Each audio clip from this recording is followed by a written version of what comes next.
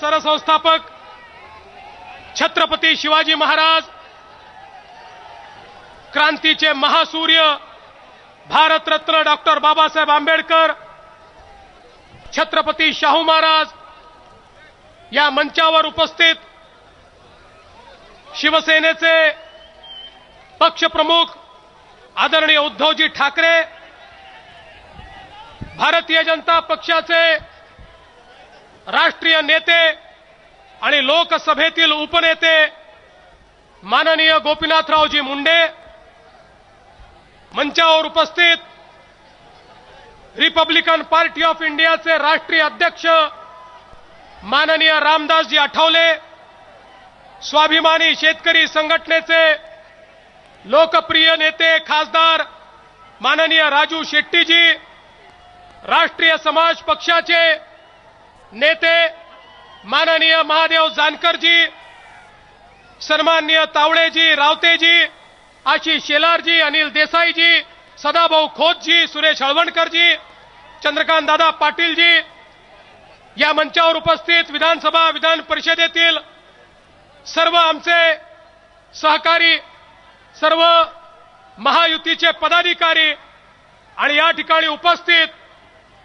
सर्व माता भगिनी आणि बंधूंनो, आता एल्गार पुकारलेला आहे, निवडणुकीचा बिगुल वाजलेला आहे. उद्धवजींनी आणि मुंडे साहेबांनी या ठिकाणी नारळ फोडलेला आहे.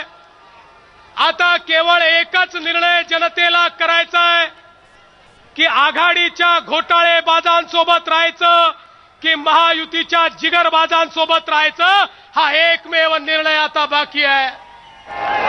मित्रांनो, या ठिकाणी मंचावर बसलेले जे महायुतीचे नेते आहेत, या नेत्यांचा इतिहास आपल्याला माहिती आहे. या महाराष्ट्राकरता ज्या लोकांनी आपलं जीवन दिलं, या महाराष्ट्रामध्ये शिवशाही आली पाहिजे, रयतेचं राज्य आलं पाहिजे, जनतेचं राज्य आलं पाहिजे, अशा प्रकारचे सगळे नेते एकत्रित आले आणि त्यातून ही महायुती तयार झाली. मित्रांनो, मागच्या काळामध्ये राजू शेट्टीजी हे ज्यावेळी महायुतीमध्ये येणार होते, त्यावेळी पेपरमध्ये एक दिवस आम्हाला बातमी वाचायला मिळाली की राजू शेट्टी साहेबांना आपचं निमंत्रण आहे आणि ते आप सोबत काहीतरी चर्चा करणार आहे. आम्हाला हे माहिती होतं की ते कोणासोबत जाऊ शकत नाही, कारण ज्यांनी दिल्लीमध्ये काँग्रेसच्या विरोधात निवडणूक लढवल्यानंतर काँग्रेस सोबत गठबंधन केलं, त्या काँग्रेसी लोकांसोबत राजू शेट्टी कधी जाऊ शकत नाही, याची आम्हाला माहिती होती. मित्रांनो, मला एका जणाने एसएमएस पाठवला. काय एसएमएस पाठवला राजूजी? मला एसएमएस असा पाठवला की म्हणाले, चांगलं झालं शोले पिक्चर मध्ये ठाकूरनी त्या गब्बरकडनं रामगडला सोडवण्याकरता जय आणि वीरूला बोलवलं. त्यांनी जय आणि वीरूच्या ऐवजी जर रामगड सोडवण्याकरता केजरीवाल यांना बोलवलं असतं तर केजरीवालांनी गब्बरशी युती करून रामगडचे सरपंच झाले असते. आणि म्हणून आता काँग्रेस नाही, आता राष्ट्रवादी नाही, आपचं तर अस्तित्व नाही. आता केवळ एक आणि एक महायुती, आणि त्या महायुतीचे 5 नेते मिळून या महाराष्ट्रामध्ये परिवर्तन आपल्याला घडवायचं आहे. मित्रांनो, आज या ठिकाणी या सभेच्या माध्यमातून आपण आपला प्रचार सुरू केलेला आहे आणि मी आपल्याला सांगतो, आता या महायुतीच्या माध्यमातून या घोटाळेबाजांना आपण पदावरनं काढल्याशिवाय राहणार नाही. आज काय अवस्था आहे, या महाराष्ट्रामध्ये 70,000 कोटी रुपये खर्च करून या महाराष्ट्राची सिंचन क्षमता 0.1% वाढली. महाराष्ट्रामध्ये एवढा मोठा सिंचन घोटाळा झाला. मला कोणीतरी विचारलं, सिंचन घोटाळा झाला म्हणजे नेमकं काय झालं?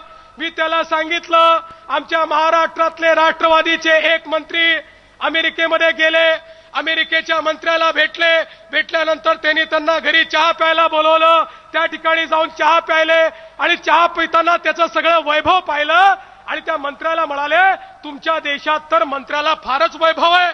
तो म्हणाले, सरकारचं वैभव नाही, मग म्हणे नेमकं काय आहे? म्हणे चला पाठीमागे. त्यांना पाठीमागे घेऊन गेला. म्हणाला बघा त्या ठिकाणी तो पूल दिसतोय. म्हणे दिसतोय. त्या ठिकाणी नदी दिसते. म्हणे दिसते. म्हणे त्याच्यावर पूल दिसतोय. म्हणे दिसतोय. म्हणे त्यातले 10% खाल्ले आणि हे सगळं वैभव तयार केलं. आता राष्ट्रवादीचा मंत्री होता, त्याला तर गुरुमंत्रच मिळाला. आपल्या ठिकाणी परत आला आणि परत आल्यानंतर 1 वर्षानं तो अमेरिकेचा मंत्री आपल्या महाराष्ट्रामध्ये आला. साहजिक राष्ट्रवाद्याच्या मंत्र्याच्या घरी चहा प्यायला गेला तर त्याच्या लक्षात आलं ओबामापेक्षा मोठा याचा महाल, 200-400 नोकर चाकर. तो म्हणाला अरे तुम्ही तर म्हणत होते भारत गरीब देश आहे, मग हे एवढं कसं जमलं? म्हणे तुम्हीच तर गुरुमंत्र दिला. म्हणे म्हणजे काय? म्हणे चल पाठीमागे. पाठीमागे घेऊन गेला. त्या मंत्र्याला म्हणाला त्या तिथे नदी दिसते. म्हणे दिसते. म्हणे त्याच्यावर पूल दिसतोय. म्हणे नाही दिसत. म्हणे कसा दिसेल? 100%. मित्रांनो, या महाराष्ट्रातला जो सिंचन घोटाळा झाला, सर्वच्या सर्व पैसे अजित पवारांच्या तिजोरीत गेले. शेतकऱ्याच्या डोळ्यामध्ये पाणी राहिलं, पण शेतकऱ्याच्या शेतीपर्यंत पाणी पोचू शकलं नाही. आणि म्हणून आज या ठिकाणी निर्धार करायचा आहे, या महाराष्ट्रातला लुबाडणारे जेवढे जेवढे लालू आहेत त्या सगळ्या लालूंना जेलमध्ये टाकल्याशिवाय आता महायुती स्वस्थ बसणार नाही. सरकार म्हणतात हे कुठले शेतकऱ्याचे कैवारी? आमच्या त्या ठिकाणी विदर्भामध्ये मोठ्या प्रमाणात अतिवृष्टी झाली आणि अतिवृष्टी झाल्यानंतर आम्ही सरकारला म्हटलं शेतकऱ्याला मदत करा. सरकारने सांगितलं भरघोस मदत करतो आणि भरघोस मदत करतो म्हटल्यानंतर एका शेतकऱ्याला मदतीचा चेक मिळाला. आम्ही त्या शेतकऱ्याला विचारलं, बावणे नावाचा वर्धा जिल्ह्यातला शेतकरी, बाबा रे सरकारने तुला मदत केली, तुला किती पैशाचा चेक मिळाला? त्यांनी चेक दाखवला. अरे राजा उदार झाला आणि हाती भोपळा दिला. 80 रुपयाचा मदतीचा चेक दिला. आणि तो शेतकरी म्हणाला 80 रुपयाचा चेक घेऊन बँकेमध्ये गेलो आणि बँकेमध्ये जाऊन मॅनेजरला म्हटलं भागते भूत की लंगोटी सही, अरे 80 रुपये तरी दे, या चोरांकडनं दुसरं तर काही मिळणार नाही. तर मॅनेजर म्हणाला आधी 100 रुपये भरून खातं उघड, मग 80 रुपयाचा चेक घेऊन जा. हे लबाडांचं सरकार आहे. अरे त्या ठिकाणी एक राजीव गांधी जीवनदायी योजना या सरकारनं सोनिया गांधींच्या हस्ते त्या ठिकाणी उद्घाटन केलं. आणि मग सोनियाजींनी सांगितलं ही गरीब महिला आहे, या महिलेला तिचं ऑपरेशन करता येत नाही, म्हणून आता आम्ही हिला हेल्थ कार्ड देतोय.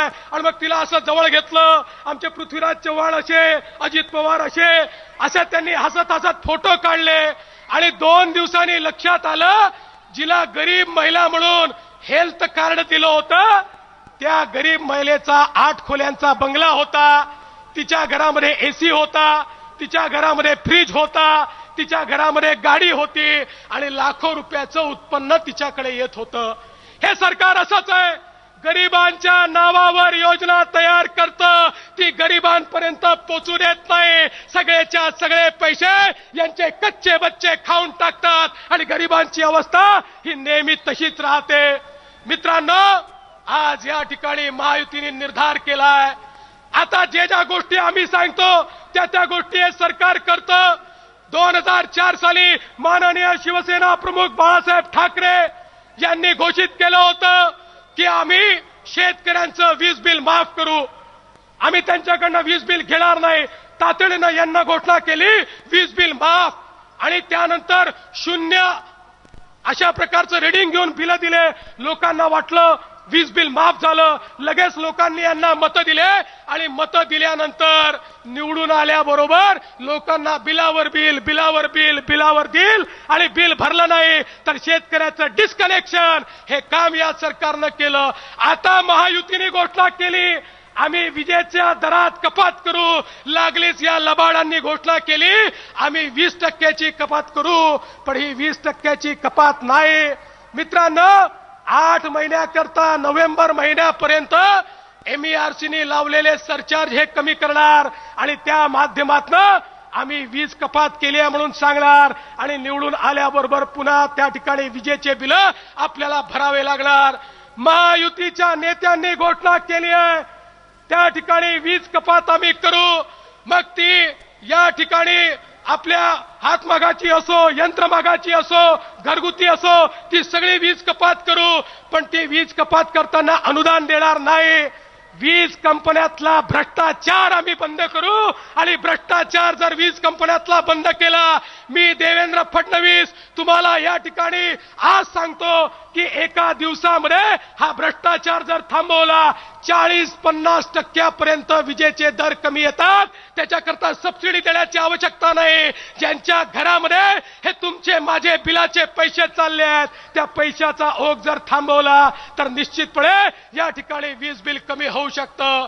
मित्रांनो, आपल्या अनेक नेत्यांना बोलायचं आहे, त्यामुळे मी अधिक बोलणार नाही. पण एक गोष्ट निश्चितपणे या ठिकाणी सांगतो, आता लढाईला सुरुवात झाली आहे आणि आपले सगळे नेते कसे आहेत? अरे वाघाच्या जबड्यात घालून हात मोजितो दात, जात ही आमची, पाच चाळून पाने आमच्या इतिहासाची, अशा प्रकारचे वाघाचं नाव घेऊन या ठिकाणी आमचे नेते बसले आहेत. तुमचा समर्थन, तुमचा आशीर्वाद द्या. तुमच्या मनातल्या सगळ्या गोष्टी, मग एलबीटीचा प्रश्न असो, विजेचा प्रश्न असो, टोलचा प्रश्न असो, सगळे प्रश्न सोडवल्याशिवाय आम्ही राहणार नाही. आणि शेतकऱ्यांचे प्रश्न तर निश्चितपणे आम्ही सोडवू, एवढंच या ठिकाणी बोलतो. पुन्हा एकदा आपल्या सर्वांना या ठिकाणी मी आपले आभार मानतो आणि माझं बोलणं संपवतो. जय हिंद, जय महाराष्ट्र.